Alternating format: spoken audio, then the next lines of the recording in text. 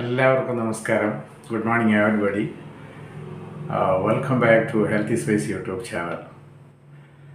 ഇന്ന് നമ്മൾ just discuss ചെയ്യുന്നത് ഒരു സഹോദരനുണ്ടായ ഒരു സംശയമാണ്.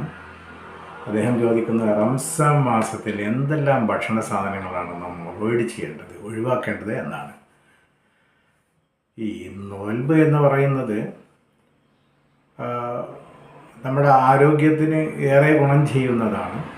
മാത്രമല്ല, ഈ റംസാൻ വ്രതം എന്ന് പറയുമ്പോൾ അള്ളാഹു മനുഷ്യന് നൽകിയ ഒരു അനുഗ്രഹം കൂടിയാണ്, അല്ലേ? വ്രതം അനുഷ്ഠിക്കുന്ന ഒരു വ്യക്തി അഥവാ നോമ്പെടുക്കുന്ന ഒരു വ്യക്തി എന്ന് പറയുന്നത് ചില ഭക്ഷണ പദാർത്ഥങ്ങൾ ഒഴിവാക്കുന്നത് തന്നെയാണ് നല്ലത്. ഇനി അഥവാ നമ്മളൊക്കെ കഴിക്കുകയെന്നുണ്ടെങ്കിൽ വളരെ അധികം ശ്രദ്ധിച്ചു കൊണ്ടുവേണം ഈ ഭക്ഷണപാനീയങ്ങളൊക്കെ നമ്മൾ ഉപയോഗിക്കാനായിട്ട്. കാരണം ഇത് നോമ്പ് എന്ന് പറയുന്നത് ആരോഗ്യത്തിന് ഏറെ ഗുണകരമാണ്, വൈദ്യശാസ്ത്രം തെളിയിച്ചിട്ടുള്ള കാര്യമാണ്. പക്ഷേ ഈ നോൽമ്പ് കാലത്ത് നാം ഒരു രോഗിയായി മാറാതിരിക്കാൻ വേണ്ടിയും നാം നല്ലവണ്ണം ശ്രദ്ധിക്കേണ്ടതാണ്. എന്ന് പറഞ്ഞാൽ നാം ഉപയോഗിക്കുന്ന ഭക്ഷണപാനീയങ്ങളൊക്കെ കുറച്ച് വിവേകത്തോടു കൂടി വേണം നാം അകത്തേക്ക് ഡിപ്പോസിറ്റ് ചെയ്യാൻ. നമുക്കറിയാം, ഇന്നിപ്പോൾ വിവേകമില്ലാത്ത ഭരണാധികാരികളെ പോലെ നാം ആകരുത്. അതാണല്ലോ ഇന്ന് നാം ലോകത്ത് കണ്ടുകൊണ്ടിരിക്കുന്നത്. നോൽമ്പെടുത്തുകൊണ്ട് രോഗിയായി മാറാൻ നാം ശ്രമിക്കരുത് എന്നർത്ഥം. ഞാൻ ഈ പറയുന്ന ഭക്ഷണ പദാർത്ഥങ്ങളൊന്നും നോമ്പ് കാലത്ത് കഴിക്കരുത് എന്ന് ഞാൻ പറയുന്നില്ല. ഇതൊക്കെ ഞാനും കഴിക്കുന്നതാണ്. പക്ഷേ നാം ഇത് കഴിക്കുമ്പോൾ കൂടുതലായിട്ട് കഴിക്കാൻ നാം ശ്രമിക്കരുത്. അതിൽ ഒന്നാമത്തെ ഭക്ഷണ പദാർത്ഥം എന്ന് പറയുന്നത് മാംസാഹാരം തന്നെയാണ്. പ്രത്യേകിച്ച് കറി വെച്ച് കഴിക്കുന്നതിന് പകരം കരിച്ചതും പൊരിച്ചതുമായിട്ടുള്ള മാംസാഹാരം അമിതമായി നോൽമ്പ് കാലത്ത് കഴിക്കാൻ പാടില്ല.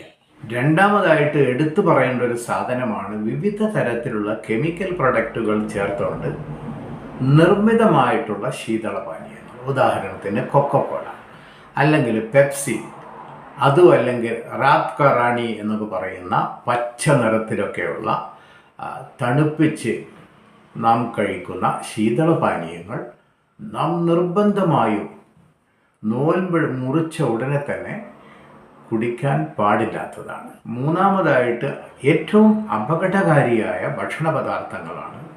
നോൽമ്പ് മുറിക്കുമ്പോൾ ഇപ്പോൾ എവിടെ ചെന്നാലും എല്ലാ വീട്ടിലും ബിരിയാണി, അതുപോലെ തന്നെ നെയ്ച്ചോറ്, അതും അല്ലെങ്കിൽ മന്തി, ഇങ്ങനെയുള്ള ഭക്ഷണ പദാർത്ഥങ്ങളാണ് എല്ലായിടങ്ങളിലും, ഈവൻ പള്ളികളിൽ പോലും നമുക്ക് കാണാനായിട്ട് സാധിക്കുന്നത്. സത്യത്തിൽ ഇത് ഏറ്റവും നോൽമ്പ് തുറക്കുന്ന സമയത്ത് ശരീരത്തിന് അപകടകാരികളായ ഭക്ഷണങ്ങൾ തന്നെയാണ്. എന്തുകൊണ്ടാണ് ഞാനിങ്ങനെ പറയുന്നത്? ഇതിനകത്ത് ചേർത്തിരിക്കുന്ന എണ്ണകൾ എന്ന് പറഞ്ഞാൽ ഡാൽഡ, അതും അല്ലെങ്കിൽ മറ്റുള്ള ഓയിലുകളൊക്കെ വിവിധ തരത്തിലുള്ള കളർ ചേർത്തുകൊണ്ട് നിർമ്മിതമായിട്ടുള്ള കളർ പൗഡറുകളൊക്കെ ചേർത്തുകൊണ്ട് നിർമ്മിക്കുന്നതാണ് ഈ പറഞ്ഞ എല്ലാ ഭക്ഷണ പദാർത്ഥങ്ങളും.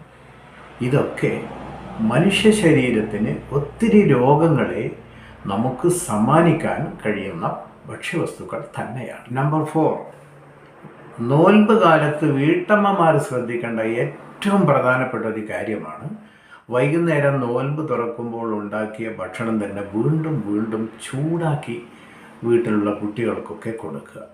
ഇതും ശരീരത്തിന് ഒരുപാട് അസുഖങ്ങൾ സമ്മാനിക്കാൻ സാധ്യതയുള്ള ഒരു രീതിയാണ്. അതുപോലെ തന്നെ അഞ്ചാമത്തെ ഒരു കാര്യമാണ്, നോൽമ്പ് തുറക്കുമ്പോൾ വിവിധ തരത്തിലുള്ള പലഹാരങ്ങൾ നമ്മൾ ഉണ്ടാക്കുമല്ലോ. ആ പലഹാരം വീട്ടിൽ നിന്ന് ഉണ്ടാക്കിയത് ആവണം. അല്ലാതെ വാണിജ്യ ആവശ്യത്തിന് അഥവാ വ്യാവസായിക ആവശ്യത്തിന് വേണ്ടി റെസ്റ്റോറൻറ്റുകളിൽ നിന്നും വീണ്ടും വീണ്ടും ഉപയോഗിച്ച എണ്ണയിൽ ഉണ്ടാക്കിയത് ആവരുത്. അപ്പോൾ ഇത്തരം കാര്യങ്ങളൊക്കെ ശ്രദ്ധിച്ചുകൊണ്ട് വേണം നോൽമ്പ് മുറിക്കുമ്പോഴും നോൽമ്പ് എടുക്കുമ്പോഴുമൊക്കെ നാം ഭക്ഷണം കഴിക്കാൻ. ഇത്തരം കാര്യങ്ങളിലൊക്കെ നാം ഒന്ന് ശ്രദ്ധിച്ചാൽ ഒരു മാസത്തെ വ്രതം അഥവാ റംസാൻ നോമ്പ് വളരെ ആരോഗ്യപരമായിട്ട് മുന്നോട്ട് കൊണ്ടുപോകാനായിട്ട് നമുക്ക് സാധിക്കും. Thank you.